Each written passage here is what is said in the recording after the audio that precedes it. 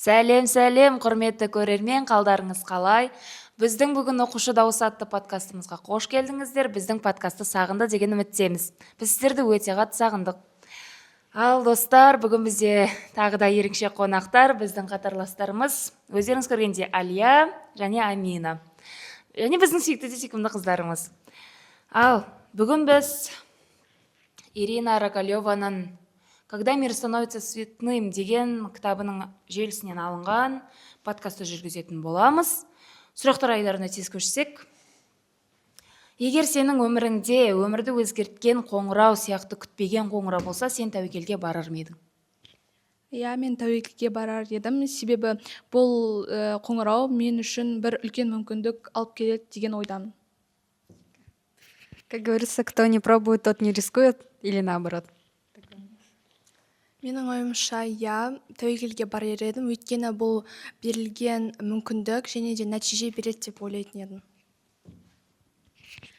По моему мнению, я бы рискнула, потому что, возможно, это начало чего-то нового, может быть, это какое-то крутое деловое предложение, и я думаю, что я бы рискнула. Я тоже бы рискнула, как минимум, потому что интересно было бы ответить на звонок, и интересны последствия от него. Иә. Біз неге маңызды шешімдерді кейінге қалдырамыз, ал кейде бір сәтте бәрін өзгертіп жібереміз? Осы сұраққа өзім жауап кететін болсам, маңызды шешімдерді көп адам жауапкершіліктен қорқады, шындықты қабылдаудан қорқады, сосын көз қорқа қол батыр деп көп нәрсеге бара бермейді. Иә, Нұрсила, мен де сенімен толықтай келісемін, себебі қазіргі кезде біздің қоғамдағы адамдар жауапкершілікті қабылдауға өте қатты қорқады. Мне кажется, потому что оставлять на завтра намного легче, чем сегодня сделать. Ну, если, я не знаю, просто надо начать и до конца делать, я так думаю. Но я считаю, что важные решения всегда сложно принимать, и люди всегда согласны с Танур, откладывают все на потом, но мне кажется, так устроены люди, так устроена их психология, то, что мы всегда пытаемся избегать каких-то серьезных и сложных решений, мы ищем легкие пути, и когда мы все это копим, оглядываемся назад, мы видим то, что все важные дела, которые мы должны были сделать, они были уже оставлены на потом. Вот. Я тоже считаю, что откладывать важные решения очень... Люди откладывают важные решения принимать очень тяжело. Но в конце концов нужно принять эти решения и найти путь к решению. И один момент всегда наступает. Менің ойымша, біз маңызды сәттерді ең алдымен жүректегі сезімдермен есептегенде, олар маңызды емес деп тұрып, біз оны бір шешіммен қате деп қабылдауымыз мүмкін. Айтпайыңыз басқа? Мен кейде ойланам, жаңа айтып жатыр, ештен кеш жақсы дегенде бар да, көбінесе ойланып, шешім қабылдауда керек, бірақ еріншектің ертеңі бітпейді деген сөз бар. Мен осы екі сөзді алып отырып, кейде шешім қабылдауға ойланып қалам. Кейіпкер Соняның іс-әрекетіне қандай сабақ алуға болады? Мне кажется, можно извлечь очень хороший и достаточно жизненный урок из поведения Сони, потому что Соня своей роковой ошибкой, роковым звонком изменила всю свою жизнь. Она поменяла буквально свою жизнь кардинально, можно сказать. Ее мама, к сожалению, умерла, она стала инвалидом, то есть она, можно сказать, раздула из мухи слона, и из-за этого, конечно, влекутся такие огромные последствия. Yeah.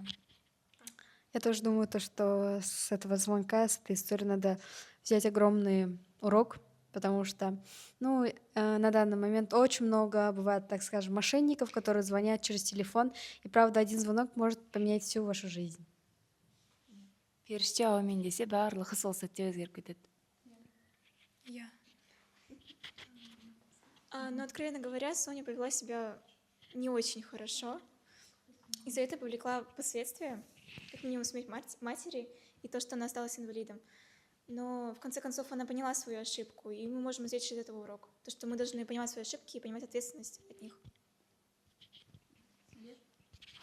Ну да, вот как Амина сказала, стоит отметить, что она в конце концов поняла свою ошибку, но опять-таки она изменила свою жизнь уже, то есть назад ничего уже невозможно вернуть, и поэтому это дает нам огромный урок, огромный знак зрителям и читателям, которые читают эту книгу, то, что мы должны всегда анализировать свои поступки, мы всегда должны не поддаваться импульсивным решениям, а сначала подумать хорошенько, а потом уже делать то, что мы делаем.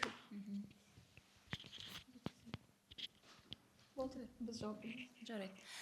Қасыңдағы адам маңызды деген ойды сен өмірде қаншалықты ұстанасың? Мен өзім жайлы айтып кететін болсам, мен бұл сөзді өте қатты ұстанамын, себебі қасыңдағы адам жаңағы звонок секілді, қоңырау секілді сенің өміріңді түбегейлі өзгертуі мүмкін. Қалай айтады, мысалы, мен мақсаты жоқ, өзінің алдына мақсат қоя алмайтын, арманы жоқ, бір өмірге деген талпынысы жоқ адамдардан барынша алшақ болуға тырысам, себебі олар энергияны былай сорып алатын адамдар болады. Менің ойымша тек Нұрса айтып кеткендей, жақсы адамдардан ғана ойын тыңдап, олардың кеңес алу керек. Себебі егер адам өзінде ешсе болмай саған кеңес беретін болса, енді оны не үшін тыңдау керек дегендей. Мен Танурмен де Нурсиламен де келісемін. Начала вопрос на казахском. Я с вами согласна, потому что круг, в первую очередь, самое важное, мне кажется, особенно у подростков, это очень важно, потому что в подростковом возрасте формируется психология человека, формируется наша личность, и мы вот вырастаем, когда мы становимся взрослыми, мы уже, получается, полноценная личность, но в подростковом периоде мы еще не сформированы, и очень важно контролировать и фильтровать свой круг общения, своих друзей и окружать себя наполненными, умными и здравомыслящими людьми. Я согласна с идеей, что самый важный человек в жизни рядом с нами. Рядом с нами всегда находятся наши друзья, наши близкие, родные, семья. И они всегда нам помогут и поддержат. Иә, қыздар, сендермен толықтай келісемін. Қасыңдағы маңызды адам ол сен үшін екінші айна болып та кетуі мүмкін, себебі ол кейде қасыңда жақын адам болмаса, сен жалғыздықта жыныр өлесің. Мен Обосының сөзімен келсем, қасындағы адам ол маңызды, оның істерінен ақ және оның сөйлеген сөзінен ақ барлығын байқауға болады деп ойлаймын. Обосын айтады, жалғыздықпен адам жынырып кетеді деп, бірақ менің ойымша жалғыздықпен үйренісуге де болады. Мысалы, мен өзім кішкентай кезімде өте кішкентай кезімде бүкіл адаммен жақсы тіл табысып, прям бәрімен ойбай деп бүйтіп сөйтіп жүрдім да, соңында бірақ жалғыз қалып кеттім. Және мен сол жалғыздыққа үйрендім, себебі жалғыздықтан өзім кайф алам, шыны керек. Мысалы, істеп жатқан бір тіршілігімнен кайф алам. А бұрын адамдармен жұмыс жасап, ондай сезімді сезіне алмайтын едім. Нурсила, мне кажется, это жиза всех подростков. У меня тоже такое было, то что в детстве у меня было очень много друзей, у меня был просто огромный круг общения, но спустя какое-то время, когда ты уже осознанный человек, ты фильтруешь свой круг и понимаешь, что не все люди рядом с тобой доброжелательны на самом деле. Я тоже. Бірақ та әр адам әртүрлі, кейбір адам жалғыздықтан жақсы жақтарын алса, кейбір адам минус жақтарын да алады. Мен өзім оған келісе алмадым. То есть жалғыздыққа өзім келісе алмадым. Бес саусақ бірдей емес, бәрібірде. Кому как, кому-то больше нравится одиночество, кому-то прям когда очень много людей. Но я все-таки считаю, что каждый человек должен научиться быть самим собой, потому что если он сам с собой не хочет быть, кто с ним будет? Типа такого. Осы сөз жаттап алыңыздар. Сенің ойыңша өмірді өзгерту үшін міндетті түрде үлкен оқиға болу керек пе? Мен ойымша жоқ, себебі өз өмірің өз қолында, әр нәрсені ойланып, өзің ол жағдаймен өзің бір қандай да бір уақытпен ойланасың ғой, сол кезде өзің түсінуің керек, что бәрі сенің қолыңда. Но я все-таки думаю, то, что всему свое время. Но, конечно, одно действие или событие может изменить всю жизнь, а иногда бывает то, что все идет постепенно, постепенно, и результат тоже такой. Короче. Ну да, я согласна с Танур, потому что все может идти по своей очередности, а может просто поменяться в один момент. Но если брать примеры своей жизни, у меня жизнь, мне кажется, вот за один момент, за один день, можно сказать, прям кардинально поменялась. И мне кажется, бывает и то, и другое. Менің ойымша өмірді өзгерту үшін үлкен оқиғалар керек емес. Өйткені адам өзімен өзінің достары көп болса және де онымен уақыт өткізсе, сол да жеткілікті деп ойлаймын. Я считаю, чтобы изменить свою жизнь, не нужно ждать какого-то большого события. Наша жизнь в наших руках, и мы должны менять ее через маленькие события самостоятельно. То есть не обязательно ждать чего-то.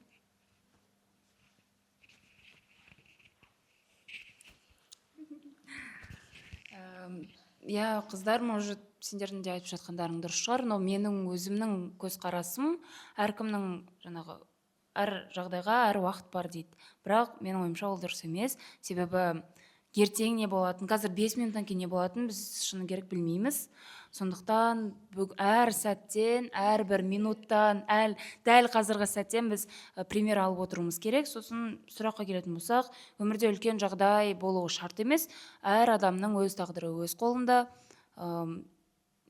Мысалы, тәуекел етіп, бәрін өзгертуге болады. Ол теріске кетуі де мүмкін, жақсы жаққа да кетуі мүмкін. Сондықтан ойланып та шешім қабылдау керек, бірақ онаның өз уақыты бар. Мен жаңағыдай өз уақытында істеймін, ертең істеймін деп, мысалы, еріншектің ертеңі бітпес деген сөзге де келеді. Тағы да жауап беріп кетсем, мен бір кішкентай оқиғамен өзімнің өмірімді өзгертіп алдым десем болады. Мен асығыс шешім қабылдап, өзімнің өмірімді күрт өзгертіп жібердім, және ол маған кері әсерін берді. Сондықтан мен ол әрекетіме әлі де өкінемін. Ол енді өмір. Бірақ енді өз қателігіңді өзің түсінген болсаң, ол уже жақсы не сияқты нәтиже секілді. Қарапайым жақсылық жасау адамның өміріне қалай әсер етуі мүмкін? Қарапайым жақсылық ол қандай да бір адамды қуанту, немесе қоғамды қуанту, әркімнің өзің істеген ісіне байланысты. Қарапайым жақсылық арқылы біз өзімізге тағы да бір мүмкіндік сыйлайтын сияқтымыз. Менің ойымша, қарапайым жақсылық ол өте жақсы заттар, және біз әр адам өз өмірінде жақсы заттар жасау керек. Себебі өмірде ол барлығы сан қайтып келеді. Да, вот согласна, то, что, простое доброе дело может поменять, не то, что поменять, даже вот настроение поднять. То есть, если кто-то просто сказал какой-нибудь комплимент, либо еще что-то, у тебя просто настроение весь день улучшается. Простое доброе дело, это может, допустим, помочь бездомным животным, просто купить им еды. Ты можешь про это забыть, но они могут тебя запомнить, может быть, это останется у них на всю жизнь в памяти. И нужно делать добро. Всегда. Абсолютно всегда. Я также считаю, что доброе дело может влиять на жизнь человека. Для нас оно может быть простое, но для кого-то оно может быть, оказывать значительное влияние. Также может понести какой-то урок. Менің ойымша, қарапайым қуанту деген ол бір адамды ол түбегейлі өмірін өзгерту, және де мен бір сөзбен айтатын болсам, кімге не істесең, алдыңа сол келеді деген сөзбен айтар едім. Жаңа Алияна басында естеріңізде болса,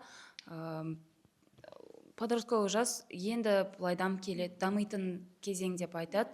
Мен сол өзімнің өмірімне алатын болсам, кішкентай кезімде мен ақылы жоқ адамдардың сөздерін тыңдап, үлкендерге көмектесу, сәлемдесу деген нәрселердің барлығын ұмыттым.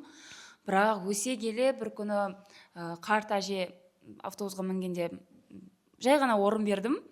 Сол менің өмірге деген көзқарасымды 80 градусқа өзгертті, шыны керек. Сосын мен одан кейін қайтадан дұрысталып, жаңағыдай қайтадан қарт кісілерге, үлкен кісілерге, өзіме үлкен адамдарға құрмет көрсетуді үйрендім. Бірақ шынымен де кішкентай бір жақсылық адам өмірін шынымен өзгерте алады екен.